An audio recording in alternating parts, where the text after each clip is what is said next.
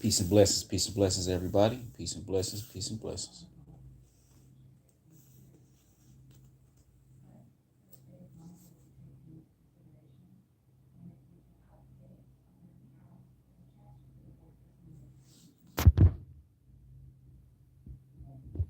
I'll be coming out of the early Christian Ebionites and Marcionites, giving all praise to the heavenly Creator, the Holy One of Israel, the unbegotten, the all-knowing, right? The all-forgiving, the all-powerful, the all-merciful. Okay, peace and blessings. Right, let's get straight to it. Okay, got my marker. Right. Okay, I'll turn it around. At polar ends of spectrum, early Christian Ebionites and Marcionites. Peace and blessings. Let's get this together right quick. Okay. Here we go. To say that one of the ensured results of historical scholarship is that Jesus was a Jew may sound a bite, right? Like saying that one of assured results of modern science is the paper is combustible. Okay. Still, not even a century ago, the Jewishness of Jesus was a matter of real dispute amongst serious scholars of ancient Christianity, moreover, throughout the history of the Christian church. Even when Jesus' Jewish identity has not been denied, it has been compromised, overlooked, or ignored. No one who working in the field of the New Testament scholarship today, however, sees Jesus' Jewishness as contentious on the one hand or insignificant on the other. Jesus was Jewish. In any evaluation, his words, deeds, and fate needs to keep that constantly in mind. Of course, determining what kind of Jew he was is another matter. And here the scholarly debates can be prolonged and harsh for inside and a bit perplexing for outsiders. Is the historical Jesus best understood as a Jewish rabbi who, like other rabbis, taught his followers the true meaning of the law of Moses? Question mark. Or as a Jewish holy man who, like the holy man, could claim a special relationship with God that gave him extraordinary powers? Or as a Jewish revolutionary who, like the other revolutionaries, what we call martyrdom, urged an armed rebellion against the Roman imperialists? Whereas Jewish social radicals who, like other social radicals, promoted a countercultural lifestyle and opposite to the norms and values of the society of this day? Or as a Jewish magician who, like other magicians, could manipulate the forces of nature in awe-inspiring ways? Or as a Jewish feminist who, like other feminists, undertook the cause of women and urged egalitarian structures in the world? Or a Jewish prophet or the other prophets warned God's imminent interactions in the world to throw the forces of evil and bring in a new kingdom in which we will be no more suffering, sin, nor death. Okay. Next page, page 96. All of these options have their competence. Scholars who have devoted years of their lives to the matter, you cannot agree about some of the most basic facts about Jesus, except he was Jewish. That at least is the start, however, and for the purpose here, it's probably enough.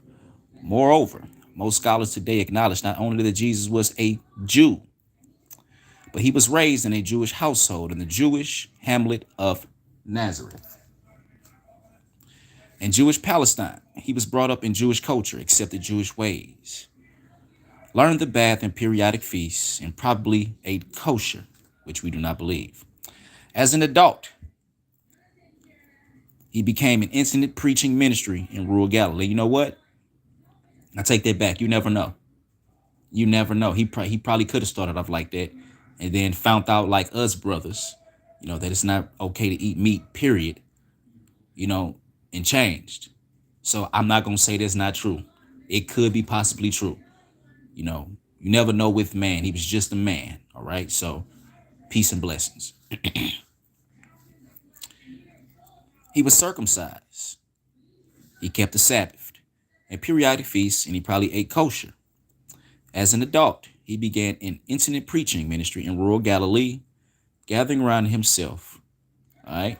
Sorry about that. Gathered around himself a number of disciples, all of whom were Jewish.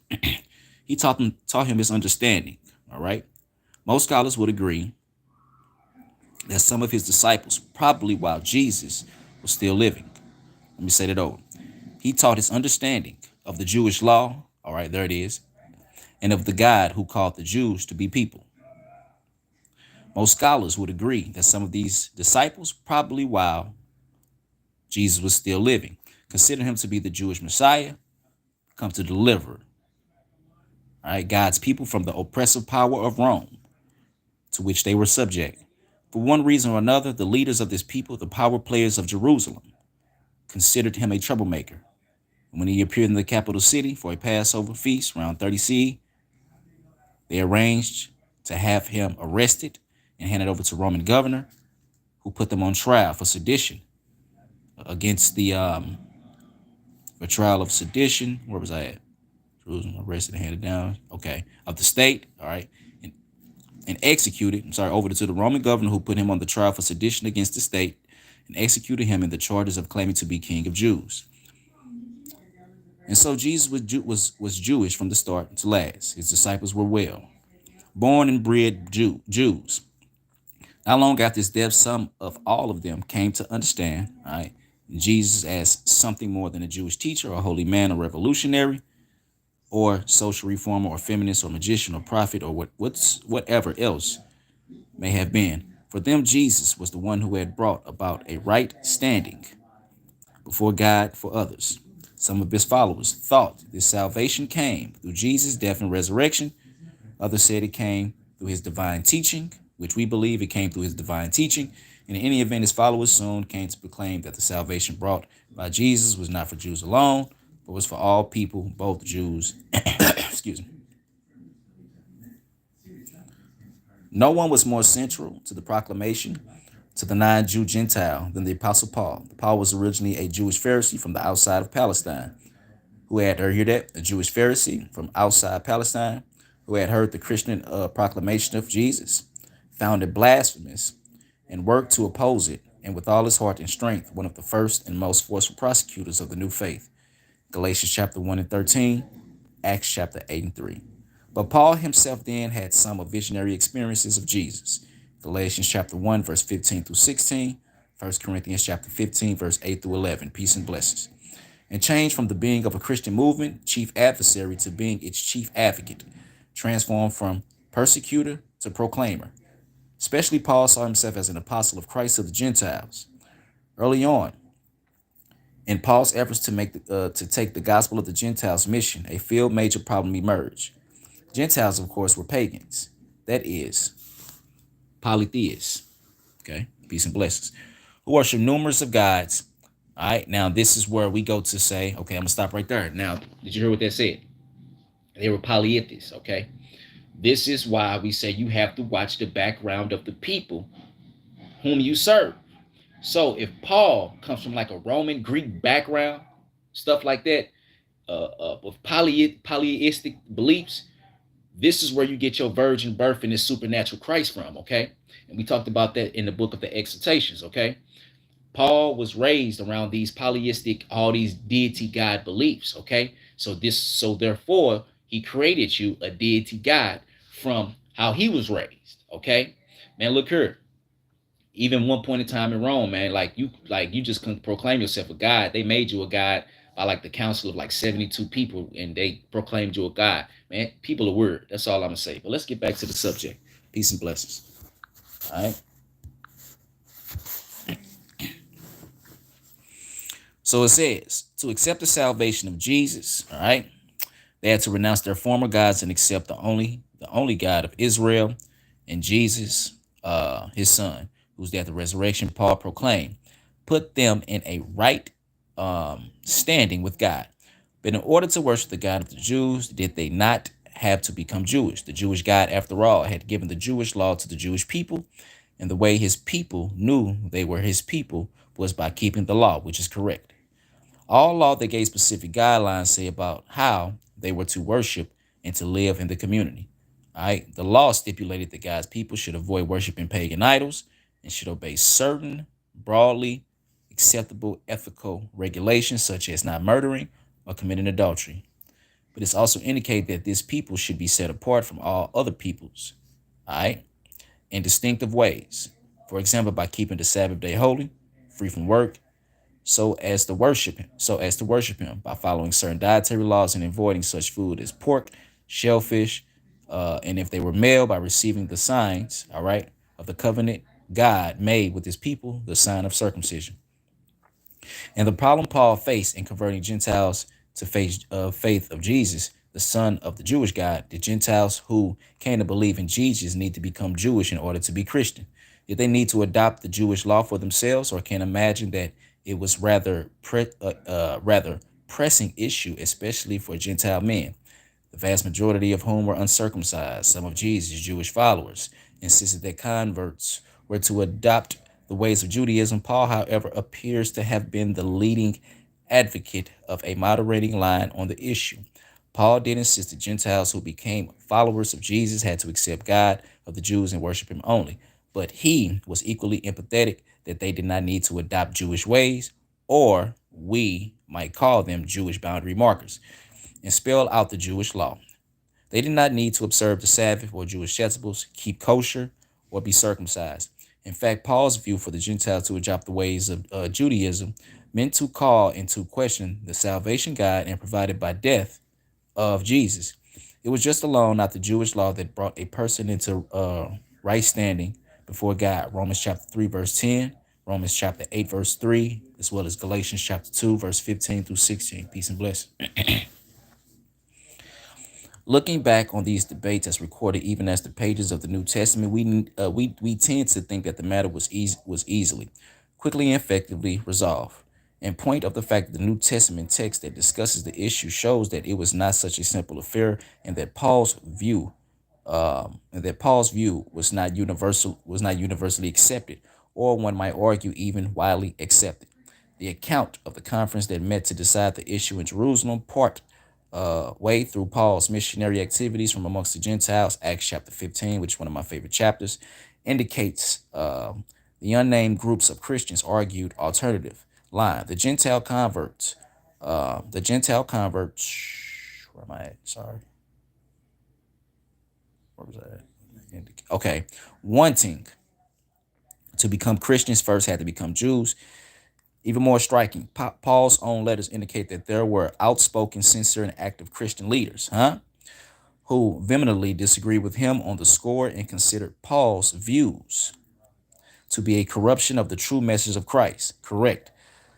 Some of such letters appeared among Paul's churches in Galatia and convinced the Christian men there that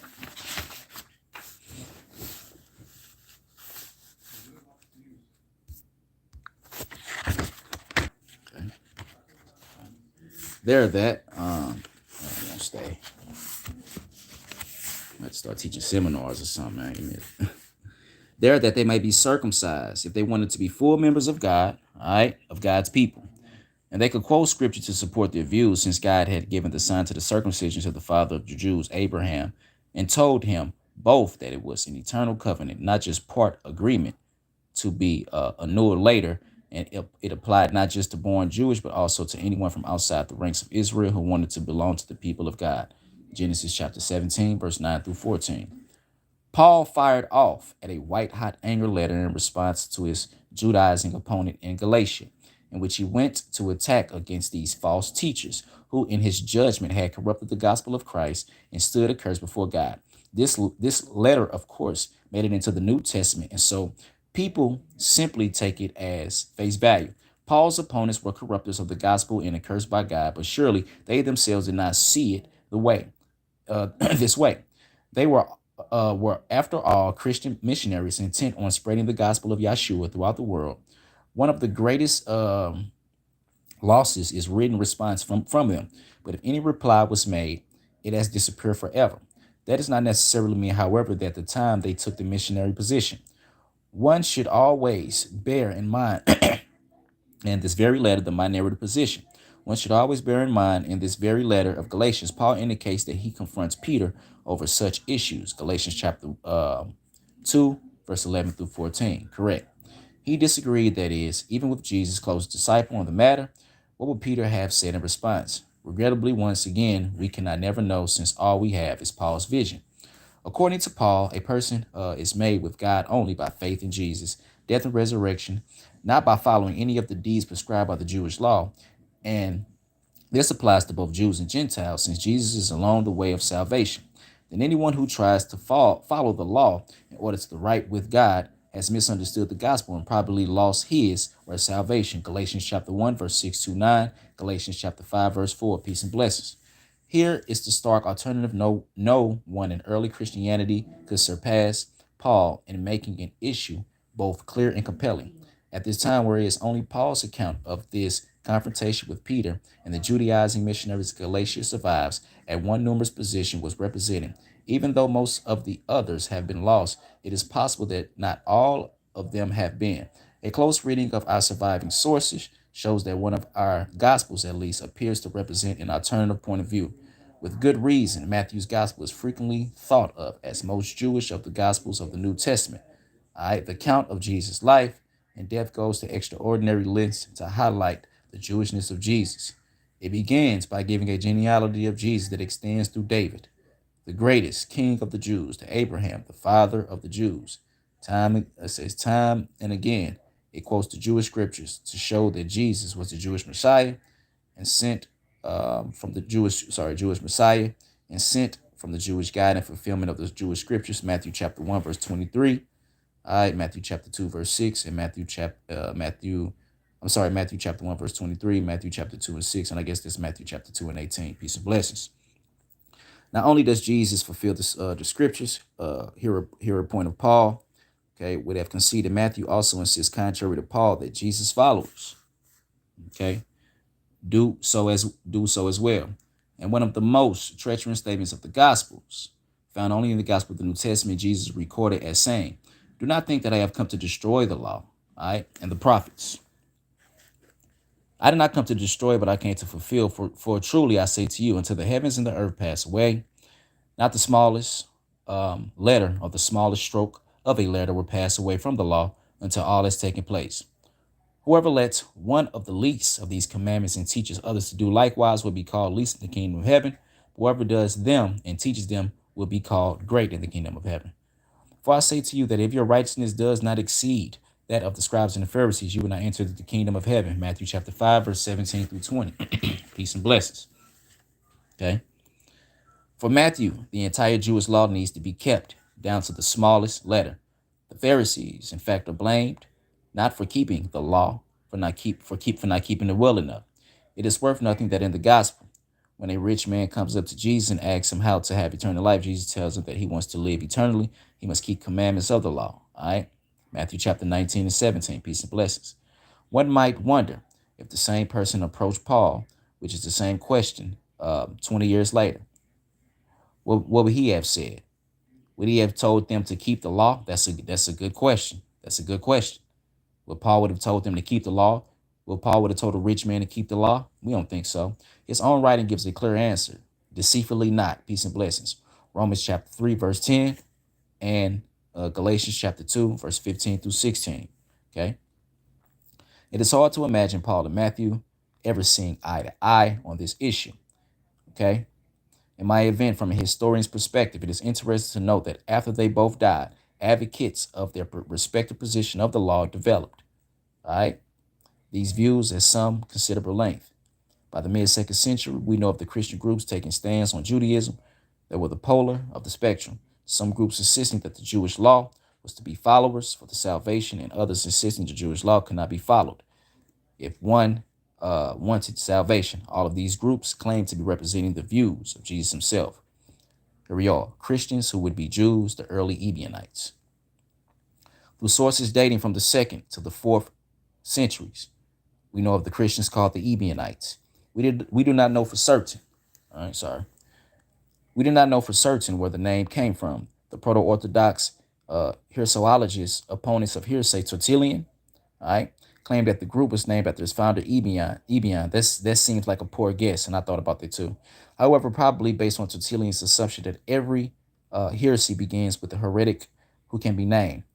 Other heresiologists, such as Origen of Alexandria, we were just talking about him and Celsus, peace and blessings, were probably closer to the mark when they derived the name of the Hebrew term Ebion, which means poor, Romans chapter 15 and 26, peace and blessings. Origins and the proto-Orthodox writers had a field day with the name indicating that the Ebionites were poor in understanding. All right, that is certainly not what they thought about themselves. Possibly the name goes back to the earliest days of the community. It may be that the members of this group gave away their positions and committed themselves to the lives of the voluntary property for the sake of others, like the earliest communities mentioned in Acts chapter 2 and 44 through 45 and Acts chapter 4 verse 32 through 37. Peace and blessings. Jesus himself, of course, was poor. Maybe these were the people who took him seriously when he said that they were to love their neighbors as themselves, realizing they could scarcely do so while living in relatively luxury while people around them were starving. In any event, they were called Ebionites, and by the 2nd century, none of their opponents appears to have understood why. And since we do not seem to have any writings from anyone who belonged to the group, we cannot be certain either. This lack of primary source material is much to be regretted. Surely, some of these people wrote treaties that advanced their views and defended them necessary. But no such writing survives. We must base our understanding of the words of their opponents, sometimes taking their claims with a pound of salt, since some of the Ebionite groups, okay, each with its own distinction, understanding them some aspects of faith. Proto-Orthodox authors clearly agree that the Ebionites were understood themselves to be Jewish followers of Jesus. They were not only group of the Jewish Christian known to have ever existed, but they were the group that were generated some of the greatest oppositions. The Ebionite Christians that we have that generated, the Ebionite Christians that we who are best informed about believe that Jesus was the Jewish Messiah sent from the Jewish God to the Jewish people in fulfillment of the Jewish scripture. They also believe that to belong to the people of God, one needed to be Jewish. As a result, they insisted on observing the Sabbath, keeping the kosher, and circumcising all males. That sounds very much like the position taken by the opponents of Paul in Galatians. It may be that the Ebionite Christians were their descendants, physical or spiritual. An early source, Irenaeus, also reports that the Ebionites continued to reverence Jerusalem, evidently by the praying in the direction during their daily acts of worship.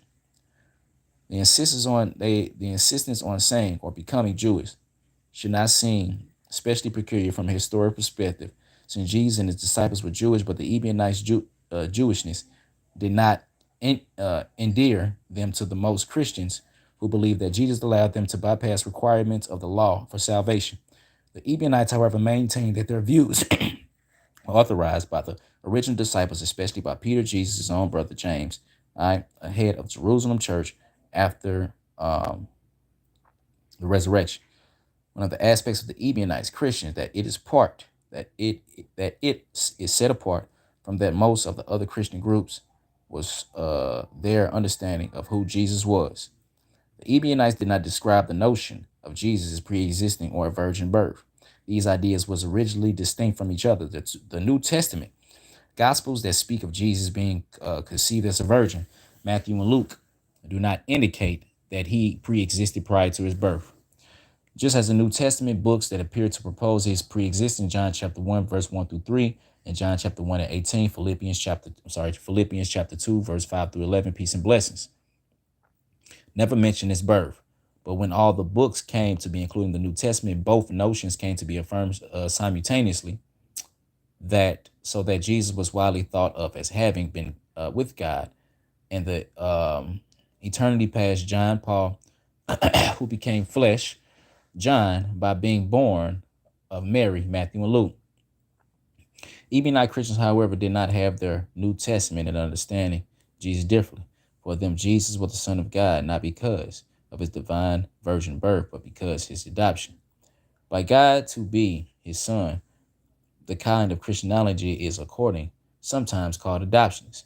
To express the matter more fully, the Ebionites believed that Jesus was a real flesh and blood human, like a flesh and blood human, like the rest of us, born as the eldest son of the um, sorry, of the sexual union of his parents Joseph and Mary. Okay, what said Jesus apart from all the people was that he kept the law perfectly, and so the most righteous man on earth. As such, God chose him to be his son and assigned him to a special mission to sacrifice himself for the sake of others. Jesus then went to the cross as a punishment for his own sins, not as a punishment for his own sins, but for the sins of the world. A perfect sacrifice fulfillment of all God's promises to the people, the Jews, and the Holy Scriptures as a sign of his acceptance of the Jewish sacrifice. God then raised Jesus from the dead and exalted him into heaven. Here we are. As a sign of the acceptance of Jesus' sacrifice, God then raised Jesus from the dead and exalted him into heaven.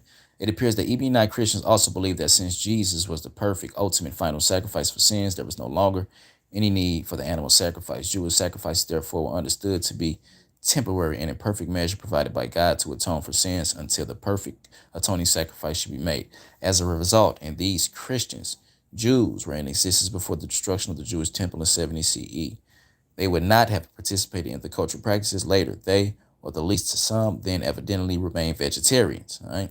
Since in the ancient world, the slaughter of animals for meat was almost always done in the context of a cultic act of worship. To what scriptures did the Ebionites appeal in support of their views? What book did they revere and study and read as part of their services of the worship? Obviously, they retained the Hebrew Bible, the Old Testament, as the scriptures par excellence. These people were Jews, or converts to Judaism, who understood that the ancient Jewish traditions revealed God's ongoing interactions with his people and the law for their lives. Almost as obviously, they nor accept any of writings of Paul. No, we do not. We Ebionites, what you call his saints, do not accept any writings of Paul. Peace and blessings. Indeed, for them, Paul was not just wrong about a few minor points. Okay, he was the arch enemy, the heretic, of whom led so many astray by insisting that a person is made right with God apart from keeping the law, and who forbade circumcision, the sign of the covenant. Okay, for his followers, the Ebionites did have other Christian texts. Okay, part of their canon. All right. However, not surprisingly, they appear to have accepted the Gospel of Matthew. Okay, that's the only gospel they accepted, and that is very well corrupted. That's why, and I tell people to this day, Matthew is mutilated, and it is ran through Matthew, Mark, Luke, and John. All right, so you have to spewed out the lies, the super Christianity, supernatural Christianity. Gee, you got to go through all that and be able to spiritually discern, okay, what is acceptable, what is real with God, okay, what is not considered magic, all right, all types of stuff, man. But we'll get into that later, all right. Peace and blessings.